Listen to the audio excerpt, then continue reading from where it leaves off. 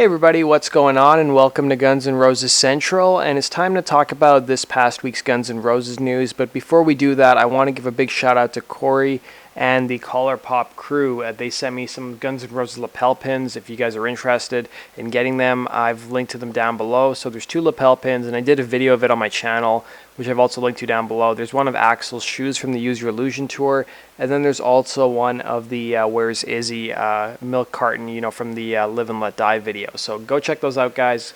Go support them, and let's get started with this week's news. So this is an interesting article from the Milwaukee Journal-Sentinel. So according to the article, with November here, every year when November rolls around, the views for the music video November Rain go way up. So according to a YouTube press release, the views for Guns N' Roses video spikes every November 1st. So last year, the traffic for the video jumped 34% on November 1st compared to Halloween 2016. The video has been viewed more than 887 million times, making it one of the 100 most watched music videos on YouTube, and the most watched music video of a song from the 1990s, and the most watched music video posted before 2010. So this year, Guns N' Roses has accumulated more than 1 billion views on YouTube, and the band's also the 143rd most streamed act in the world on Spotify, even though it hasn't released a new studio album since 2008. The streaming success lines up with the giant box office returns for Guns N' Roses Not in This Lifetime tour. So what do you guys think? Do you guys actually watch November Rain, the month of November, whenever it rolls around? I don't really find myself doing it, but maybe now I'll go watch it just because it's such a great music video. Let's go on to our next piece of news. So we've got some Duff McKagan news. So while he's busy with Guns N' Roses, it looks like Duff McKagan has joined a new band, or started a new band called the Levy Walkers. So the band features, of course, Duff, features Mike McCready from Pearl Jam, and Barrett Martin of Screaming Trees. So the Levy Walkers are a Seattle-based supergroup featuring Mike McCready, Duff McKagan, and Barrett Martin, and many other projects these 3 guys have actually worked on. So the band recruited local singer-songwriter Aaron Jones to front their poignant new single, All Things Fade Away, premiering on Rolling Stone. So if you guys want to check out the new single they released, I've linked to it down below. So Jones reflects on death and childhood memories throughout the cathartic track. Remember the time we took a walk downtown and you held my hand in the pouring rain? He croons over a sparse buzzing guitar riff. I was 3 years old and you were 22, but even then I knew life would end this way. Martin, who produced Jones' recently issued LP Audio Paint Job, initiated the collaboration after introducing the singer to his bandmates. Jones wrote lyrics to Levy Walker's music, and McKagan was so impressed with the frontman that he invited him to open Guns N' Roses' September show in Washington. Aaron is such a special and badass new Seattle artist, McKagan told Rolling Stone. I went to a show of his last year in Seattle, and it was one of those that just simply made me realize how glad I am that I chose music as a path. Mike and Barrett are, of course, the best at what they do as well, and I'm proud of Walker of Levy's. And then Mike McCready added, the 3 of us conceived Levy Walkers to make music with guest vocalist, McCready added, describing the project. It's been cool, enlightening experience for me, Duff, and Barrett. Pushed me to be a better musician. We've been lucky enough to have Jazz Coleman from Killing Joke and Latin artist Raquel Sofia sing with us. Our latest great singer and guitar player is Aaron Jones from Seattle. Aaron is a super talented singer-songwriter who has added fuel to the fire of Levy Walker's songs. He is a smoking guitar player that needs to be heard. All Things Fade Away backed with another new song, Madness, is the band's 3rd single, following a pair of 2016 releases featuring Coleman and Sophia. Martin produced the latest release with Seattle icon Jack and Dino mixing. So then 2 new tracks will be available for purchase Friday, both digitally and on 7-inch. And this isn't the first time these guys have collaborated together. They got together in 2015 along with a member of Mudhoney to actually do some Stooges covers in Seattle. And then, of course, Duff filled in during the tribute they did to Mad Season a couple of years ago with Chris Cornell singing lead vocals. It was also revealed this week that Guns N' Roses have launched their new Appetite for Destruction merchandise. So if you guys go to the Guns N' Roses online store, there's new merchandising featuring items that honor the Appetite for Destruction anniversary, including bandanas, a top hat, skull buckle, leggings, t-shirts in a variety of designs, flannel shirts, an enamel pin badge, hoodies, and children's leather jacket featuring, of course, the famous GNR skull cross on the back. So I've put the link down to their online store if you guys are interested in checking out what they have in store for the 30th anniversary. We've got a new interview with Steven Adler from Loudwire. So Steven Adler is apparently going to be touring Australia and New Zealand sometime in the near future, and he's got a new book coming out as well. So Loudwire caught up with him at the 2017 Loudwire Music Awards, and he basically talked a bit about Guns N' Roses as well as some of the stories that you could probably read in his upcoming book. So he was talking about playing stadiums versus clubs. He said you get so much love in a club, but in a stadium when you've got 100,000 screaming fans, they're screaming your name. That's a high you can never come off. It's worse than heroin. It's better and worse than heroin at the same time, he laughed. So Adler is right now seeking stories for his new memoir, The Shit My Friends Remember I Did. One newly uncovered tale stars Adler, John 5, and Lars Ulrich as the three were driving to Arizona for a Metallica show during the Justice for All tour. Adler recalls doing cocaine with Ulrich the entire ride, and John 5 accidentally knocking over Metallica's giant Doors statue at the gig. Steven also told a story about how he had been drugged with brown powder by a stripper. Adler woke up in the hospital with charcoal coming out of every hole in his body. He looked over to see Axl Rose holding his hand, with the vocalist crying because he thought Adler was dying. So this was around the time that they filmed the Clint Eastwood movie Deadpool. So there's a couple scenes with Guns N' Roses in it. And he claimed that the reason they're not in some scenes is because him and Axl were actually in the hospital. So let's go on to our next piece of news. So if you guys want to see the entire interview with Steven Adler, I've linked to it down below. We have a new interview with metal band Gwar. So they were being interviewed by Sofa King Cool, and they ripped Guns N' Roses frontman Axl Rose. They said, F Axl Rose, F him hard, he's fat. And in the same interview, they praised Harvey Weinstein, who had recently been accused of rape and sexual assault. And if you guys want to see the entire interview, I've linked to it down below. This isn't the first time that Gwar has criticized a band that I like. They also criticized Dave Grohl pretty heavily a couple of years ago when I think he won a couple of Grammy Awards. And speaking of Halloween, Jason Aldean, the country singer, actually went as Axl Rose for Halloween. And it was funny, I was going to dress up as Slash for Halloween, and I didn't. Unfortunately, I didn't. On my way to work, I walked by somebody who was dressed up as Axl Rose, and I thought it would have been funny if I was dressed up as Slash. I would have went up to them and said, hey, we should get Izzy and Steven together, and maybe Duff, and maybe write an album. I'm sure I would have been met with a blank look, like, what the hell are you talking about?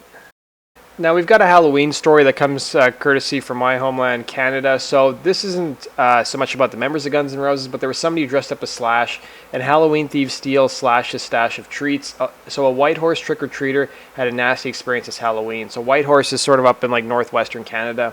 And a Whitehorse trick-or-treater had been overwhelmed by positive messages and donated candy after Halloween night ambush left him empty-handed. So the 11-year-old Patrick Voyager may end up with more candy than he had got stolen from him. So Voyager was dressed up as Slash from Guns N' Roses and trick-or-treating with a friend on Tuesday night. The two were walking home when they saw a couple of people in masks. We started walking up, and we saw two of them hiding in the bushes. So the farther we got up, the more they started to come after us, so we decided to start running.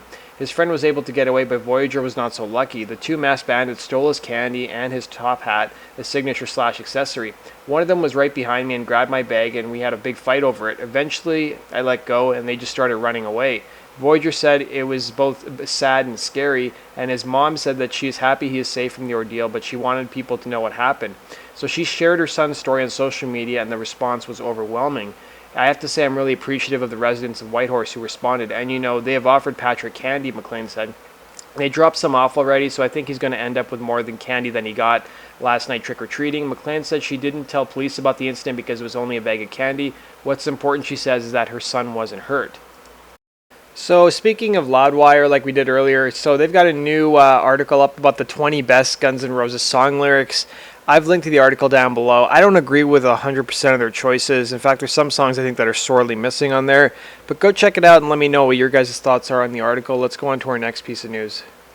So Guns N' Roses played Detroit this past week at Little Caesars Arena, and Axl took a bit of a jab, or he trolled Tiger fans with a Verlander reference. So during their show, Axl said, during the show he didn't do much talking, but he did take the opportunity to playfully troll the Detroit crowd. That's how I roll, he explained, with a reference to recently traded Tiger star Justin Verlander, whose Houston Astros won the World Series Wednesday night. He said, how about your boy Verlander? Congrats to you guys too. So maybe Rose thought everyone in Detroit was behind Verlander, but Detroit fans didn't win anything at all. Instead, we were in worse position, and we had to see a former Tiger win the World Series when all we'd wished it had happened here in Detroit. So there's even some news about Duff. So there's this whole issue going on in Seattle with whether they want to build this privately financed arena. There's even talk of them bringing back an NBA and an NHL team.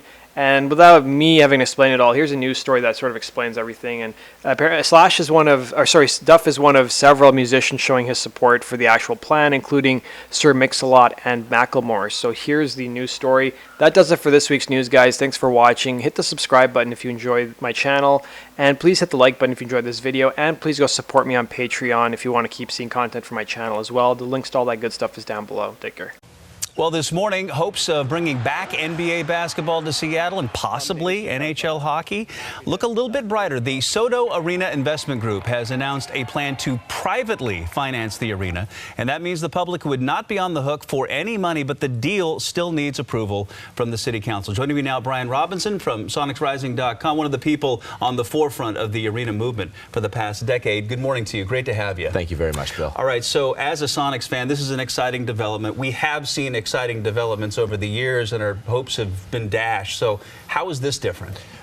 You know, it is a complete game changer to be privately financed. It is essentially what people have been asking for more than a decade. It is in large part victory for the city of Seattle if they want to stand by their original claim that they welcome and support professional basketball, professional hockey, a first-class concert venue, but don't want to have to publicly subsidize it. But it's also, as we know, does not reduce the size of the fight. Bringing the NBA and the NHL to Seattle is an immense challenge that takes years and a lot of work, but it's just so reassuring to know that the people involved are this committed. So how does this change the game exactly with no taxpayer money involved, with the memorandum of understanding which expires next year? It almost throws that out. It's, you know, to put it simplistically, it's almost like saying to the city of Seattle, here's $500 million. Yeah, I mean, I think it means that the city of Seattle has to make a choice about whether they were opposed to taxpayer funding or whether they just don't approve of the NBA, whether they don't want entertainment options, they don't want tourism options.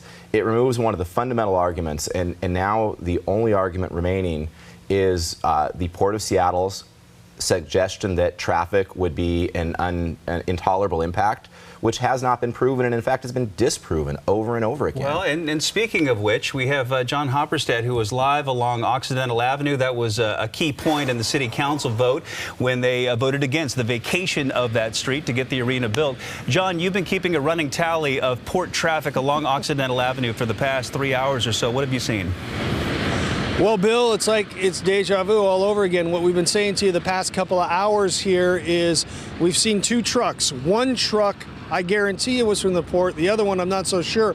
And that is the only thing we've seen here along Occidental Avenue this morning. Now, you could see there are some cars here coming down here. People use this as a shortcut to get off First Avenue and then back on as well. But a few cars, only two trucks all morning long. So, John, thank you. Now, the Port of Seattle says it is staunchly against the arena, and private financing changes nothing. You know, the Port of Seattle has picked this fight to prove their dominance over the fiefdom of Soto. And their traffic concerns have not been validated. Every time someone does a live study there or a traffic study, it shows that there is no substantial impact. And in fact, as recently as last year, the Port of Seattle determined that Terminal 46, the terminal in question, was the least sustainable port in their portfolio. And they have a desire to build a $1 billion deep port dig at Terminal 5 and have spent $45,000 of taxpayer money to commission a study about repositioning or reformatting Terminal 46 into a port office and a cruise terminal facility benefiting tourism. Okay, we have about 30 seconds left, and I want to hit the very important issue of bringing a franchise to Seattle. There was a report last week in Sonics Rising saying that they had conversations with 58 NBA employees, people with ties to the NBA, who indicated that expansion may be on the table with the CBA, and potentially Seattle is top of the list there. Can you comment on that? I can't say that I was not a part of that contact and outreach, and I can't independently verify the study, but since the moment the Sonics left, there has been a discussion that there were two essential elements to discuss expansion. The television contract, which was agreed to in 2014, would set the revenue for the league.